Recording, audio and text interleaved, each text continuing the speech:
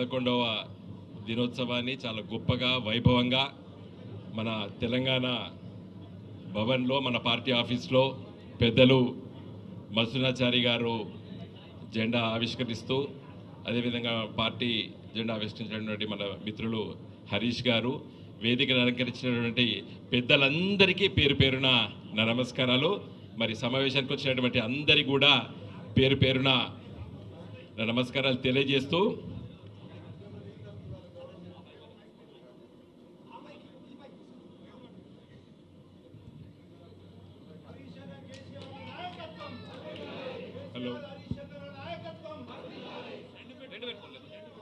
Hello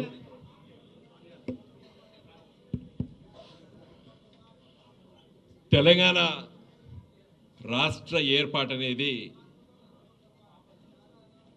ఒక చరిత్రలో ముఖ్యంగా భారత ఉపఖండంలో ఒక గొప్ప ప్రక్రియ, రాజకీయ ప్రక్రియ.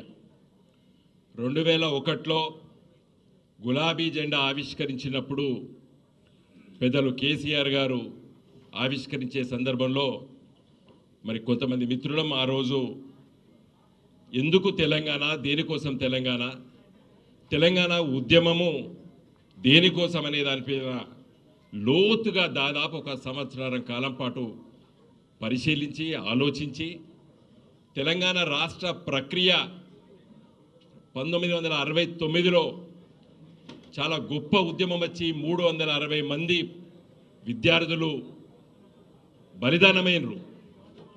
తెలంగాణ ప్రజలు చాలా గొప్పగా పార్లమెంట్ సభ్యుల్ని గెలిపించిండ్రు, పార్లమెంటుకు పంపించిండ్రు తెలంగాణ ప్రజలు. అయినా తెలంగాణ రాష్ట్రం రాలేదు. కాబట్టి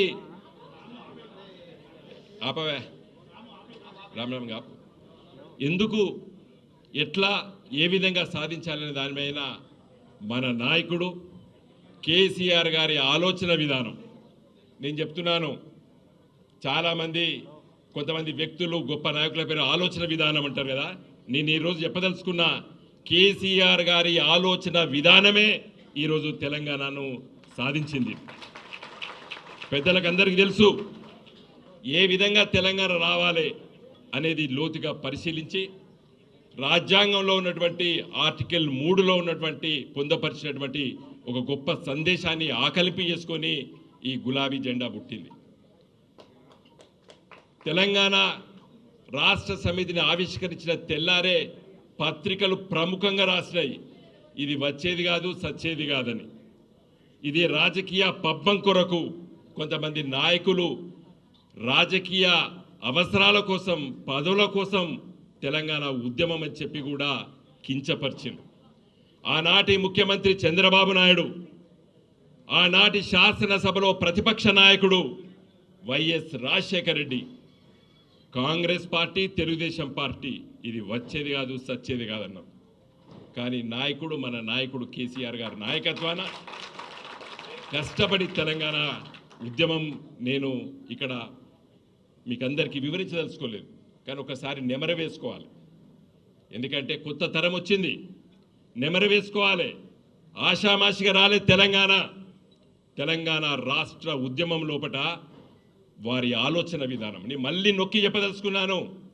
మావో ఆలోచన విధానం అని చెప్పి నక్సలైట్లు ఉద్యమించారు, గాంధీ ఆలోచన విధానం అని చెప్పి స్వాతంత్ర ఉద్యమం అన్నారు. నేను చెప్తున్నా తెలంగాణ రాష్ట్రానికి కేసీఆర్ గారి ఆలోచన విధానమే ఇవాళ తెలంగాణ వచ్చింది. తెలంగాణ వచ్చింది.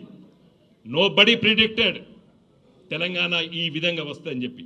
మేము 5 ఎంపీల పోయినాం ఢిల్లీకి 2004లో. 32 రాజకీయ పార్టీల దగ్గరికి తిరిగినాం.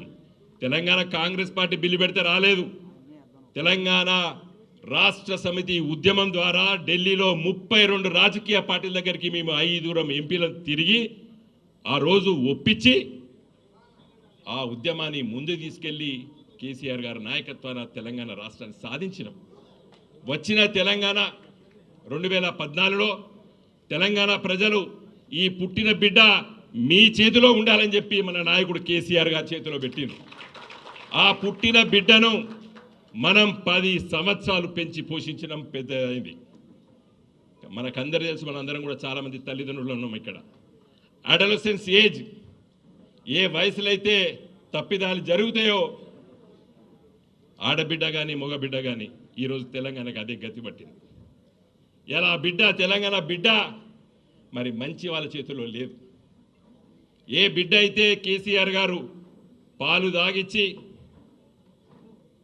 చిన్నతనంలో చాలా బ్రహ్మాండంగా ఈ తెలంగాణ రాష్ట్రాన్ని అభివృద్ధి చేశాడు. 10 సంవత్సరాల తెలంగాణ ఇలా గొప్ప రాష్ట్రంగా ఎదిగింది. ఆర్థికంగా సామాజికంగా అన్ని విధాలోపట ఒక గొప్ప రాష్ట్రంగా ఎదిగింది. పెద్దలు హరీష్ గారు మసులాచారి గారు మాట్లాడినప్పుడు చాలా విషయాలు ప్రస్తావిస్తారు. ఇలా దేశంలో ఒక గొప్ప రాష్ట్రంగా తీర్చిదిద్దిన మనం ఈ రాష్ట్రాన్ని ఒక గొప్ప రాష్ట్రంగా ముందుకేసే సందర్భంలో ప్రజల నిర్ణయం ప్రజాస్వామ్యం లోపట ఇలా అధికారాన్ని కాంగ్రెస్ పార్టీ రేవంత్ రెడ్డి గారి చేతిలో పెట్టారు. ప్రజాస్వామ్యంలో లోపల అధికార మార్పిడి జరగచ్చు, తప్పేం లేదు. కానీ ఏ వయసులో అయితే తెలంగాణ రాష్ట్రం ఇంకా పరుగులు తీయాలో మనం అందరం కూడా 10th పాస్ అవ్వడం, ఇంటర్మీడియట్ పాస్ కావడం మన పిల్లలకి ఎంతైతే అవసరమో ఇప్పుడు ఆ వయసులో ఉంది మన తెలంగాణ. పరుగులు తీసేయవలసినటువంటి వయసులో దురదృష్టవశాత్తం దుర్మార్గుల చేతుల్లోకి పోయింది తెలంగాణ. నేను నొక్కి చెప్పదలుచుకున్నాను. ఇలా ఎటు పోయింది తెలంగాణ? ఎలా అప్పుల తెలంగాణ అంటున్నాడు, తెలంగాణ నాశనమైందని చెప్తున్నాడు, దొంగలాగా చూస్తున్నారని చెప్తున్నాడు. ఈ విధంగా లేదు తెలంగాణ.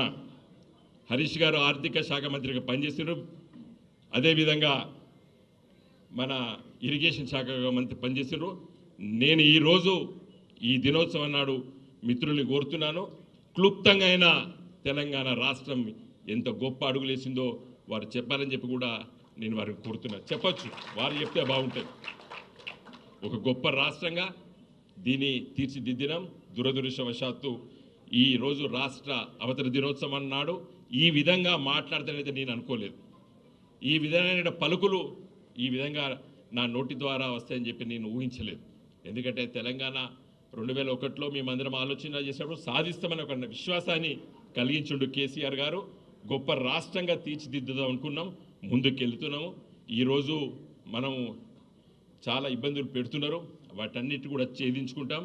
నేను చెప్తున్నాను, చివరిగా ముగించే ముందు వాకిన్ ఇంటర్వ్యూస్ ఉంటాయి కొంతమందికి ఉద్యోగాల లోపల, కంపెనీ లోపల. మనది walk-in government, hours is walk-in government. మనది గవర్నమెంట్లో అడుగులు వేస్తున్నాం. కాబట్టి దయచేసి మిత్రులారా, ఇక్కడికి వచ్చినటువంటి పెద్దలు చాలామంది, వేదిక పైన చాలామంది మిత్రులు ఉన్నారు. మనం అందరం కూడా ఈరోజు మళ్ళీ ఒకసారి మనం శపథం చేద్దాం. వచ్చే 3 సంవత్సరాలు కష్టపడదాం. తెలంగాణ బిడ్డను మనం సాక్కోవాలి, మనం పెంచాలి, మనం పెద్దగా చేయాలి. కాబట్టి ఈ రాష్ట్రాన్ని ఆ విధంగా తీర్చిదిద్దుకుందాం. విశ్వాసంతో ఉండండి, ధైర్యంతో ఉండండి. మన కార్యకర్తలకి, ప్రజలు కూడా నేను మీడియా ద్వారా చెప్పదలుచుకున్నాను, ఎట్టి పరిస్థితుల్లో కూడా తెలంగాణ రాష్ట్రం ఒక గొప్ప రాష్ట్రంగా తీర్చిదిద్దడానికి గులాబీ జెండా ఉందని తెలియజేస్తూ సెలవు తీసుకున్నాను. థ్యాంక్ యూ వినోదన్న. ఇప్పుడు గౌరవనీయులు మరి ఐపీఎస్ అధికారిగా పనిచేసేటువంటి అనుభవం ఉన్నటువంటి నాయకులు